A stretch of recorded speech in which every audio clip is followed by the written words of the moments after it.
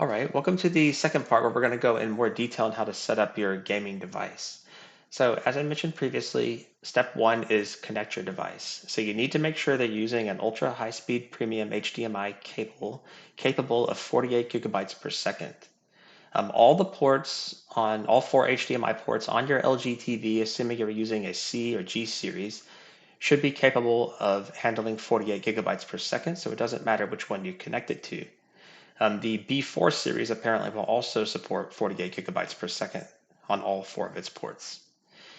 The one exception is that LG generally reserves HDMI port number 2 for eARC.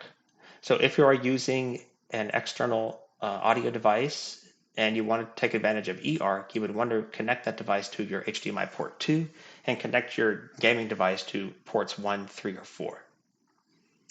All right, so after you connect your device, you're going to want to set up your LG OLED TV the same way for all those devices. Okay, so that's what this first table is related to. All right, so as I mentioned previously, LG buries a lot of their settings under a pretty extensive menu tree. Unfortunately, I can't detail the menu tree because it changes on every single model, it seems like. And I basically tried to categorize these settings in a way that makes sense to me. LG on their picture mode has organized their settings into three major categories related to brightness, color, and clarity. So I carried that over to the general TV settings as well. So you'll see brightness section here, the color section here, and the clarity section. I also added a gaming section and an OS setting, which includes various settings related to how the TV operates. So under the brightness settings, you're going to want to look for energy saving step. This is the most important thing to shut off immediately on your TV. So by default, this is enabled in order for the TV to meet certain legal standards for power requirements. If you don't disable this, your TV is going to have a significant cap on its brightness capabilities. Okay. The next three settings are related to basically what is called ASBL. So OLEDs, because of their high power requirements and propensity for burn-in, they have a gradual dimming feature where if a static image is on the screen for a long period of time, the OLED will gradually reduce the peak brightness. So this was an issue on earlier models. On my current model, which is an LG C2, I do not find the issue very distracting, although it does still occur. So if you want to completely disable this and have a static brightness at all times, like is typical of a PC monitor, you would want to focus on all these settings. So the adjust logo brightness is available within the TV settings menu. I just go ahead and turn that off. Okay. Now these other two settings are hidden, and the easiest way to access them now is by using color control.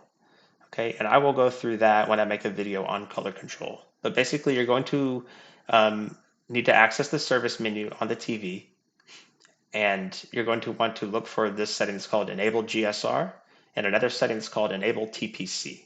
Okay, and you're going to want to disable both of those. All right. Like I said, I don't disable these on my current LG C2 because I don't find the dimming very distracting. Whereas on my earlier model, which was a CX, it was pretty distracting and would start dimming pretty aggressively. So if you find it annoying, the dimming behavior, because you're leaving large areas of white, such as this spreadsheet open, and the dimming is distracting to you, then I would encourage you to turn this off. All right, the second section is all color related settings. So I'm not recording the TV directly, so I can't show you this, but you'll want to access the home dashboard area of your TV menu.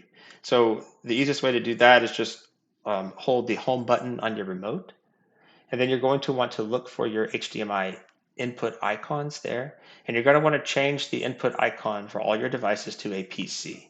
Okay, and the reason for doing that is because number one, it will enable full chroma 444 or RGB color sampling. There will be no color subsampling, whereas if you change the HDMI input icon to something else, such as HDMI or game console, you will have some 422 color chroma subsampling. All right. Now, the other reason you want to have it on PC mode is it disables various settings in the picture modes that we'll go through later that could increase input lag. So by having it on PC mode, you will ensure that you'll always have the lowest input lag. On the beginning with the 3 series, there was a new option in the TV menu, on the settings menu, called 444 pass-through, and this achieves the same effect on disabling chroma subsampling as just setting the PC mode on your HDMI icon. But again, if you want to have all the settings that could potentially increase input lag disabled, then I would turn on PC mode anyways. HDMI deep color is necessary to set that to 4K so that you can have full HDR capabilities. Reduce blue light. In general, you'll notice throughout this guide that anything that's going to manipulate the picture beyond stock settings, I'm going to recommend that you disable it. So reduce blue light, that could basically, falsely over warm your color temperature. So you just want to turn that off. The clarity settings. So the aspect ratio, I want you to set that to original, and this will disable TV scaling. Okay. The wide aspect ratio, so you'll leave it at 16:9 because that is the native aspect ratio of the TV. Some of the models will have pre-built selections for 21:9 and 32:9 widescreen mode. You can select those as well if you are going to be using the TV in that mode for a long period of time. But in general, I don't use that. And if I wanted to use ultra wide, I would do that through the driver settings on the PC. Just scan is a confusing setting, but basically you want to leave that on. By leaving it on, that means that you are disabling overscan. Okay, so TVs, which we'll touch on again in a little bit, create an overscan resolution so that for broadcast television, some of the image will be naturally cut off to get rid of edge artifacts on the image. But when we're using it as a PC or a gaming device, we don't need to be concerned with that. So we just want to go ahead and disable the overscan by turning just scan on. Screen move. So this is a burn-in mitigation function that LG has created where it basically shifts the image by a few pixel rows or columns periodically. You can turn this off or on, it doesn't really matter. It's all dependent on you. If you turn it on, that's fine. I turn it off because sometimes I find it distracting that a few rows of pixels are cut off on my PC. The gaming section, a lot of these settings are all going to be found within the game optimizer submenu on the LG OLED TV. So the game optimizer, so there's a game optimizer picture mode and then there's a game optimizer setting. Okay, so if you, so on some of the models, if you are in another picture mode, and then you go to the game optimizer area, you will find that you can just turn game optimizer on. Okay, and what this will do is enable automatic low latency mode. Some of the models, though, will have an auto low latency mode setting independent of this as well. So you can go ahead and turn that on. We want to use auto low latency mode. Okay. The prevent input delay, I go ahead and set this to boost. The reason for setting it to boost is that if you give the TV a 60 hertz signal, it will automatically double it to a 120 hertz signal and reduce the input lag even further. Okay. The new 4 series are going to have a new option called 144 hertz mode. So this will be relevant for PC users. So you will want to turn that on. All right, VRR and G-Sync option. You want to turn that on. This guide is going to focus on using VRR and not other functions such as BFI. Okay. So by turning on VRR and G-Sync, you're going to enable what is called HDMI Forum VRR, which is the open standard for variable refresh rate. Quick media switching. This is something that is mostly related for for video use, so you want to go ahead and turn that off. Okay. AMD FreeSync Premium, because we're going to be using HDMI Forum VRR, in most instances, you want to go ahead and turn FreeSync off. Okay. The exception would be if you're using an AMD GPU. Some of the models may not support HDMI Forum VRR, so you'd want to turn FreeSync on. The Xbox Series X supports both HDMI 4 and VRR and FreeSync, so you can use FreeSync on if you prefer. But in general, I would just recommend sticking with the open standard. All right, fine-tune dark areas. This setting was created because um, basically when VRR of any form is enabled, there is a slight gamma boost. So the near blacks are slightly raised and appear slightly gray. Okay, so LG created this function where you can modify the near black gamma to help lower those grays back down to a more black appearance. All right, I leave it at 0, but if you want to manipulate the gamma, people have lowered it down to about -3. If you keep lowering it too much, you're going to get a lot of black crush, and it's going to defeat. It's going, it's going to become a negative function. So I wouldn't recommend going beyond -3. Game genre.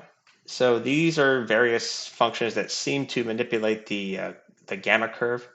I just recommend leaving it at standard. All right, and that's going to basically default your black and white stabilizers to 10 and 10. Okay, the darkroom mode, again, this is going to be similar to that blue light mode. Just go ahead and turn that off. All right, now various OS related settings. So you'll find a setting called Always Ready. I recommend leaving that on. Quick Start Plus, go ahead and leave it on so your TV will boot up faster. Turn on with mobile, I will go ahead and leave that on because this is going to be necessary for basically being able to control your TV's on and off capabilities through your network. Home auto launch, I prefer to leave that off because I don't want a submenu of apps popping up every time the TV comes on. If you access the mute menu by pressing the mute button 3 times, you'll see these other functions. One is called the no signal image. So I turn that off because when the TV loses an input, such as your PC going into standby, if you don't turn this off, it's going to display a full screen, pretty bright picture from the gallery app on the TV.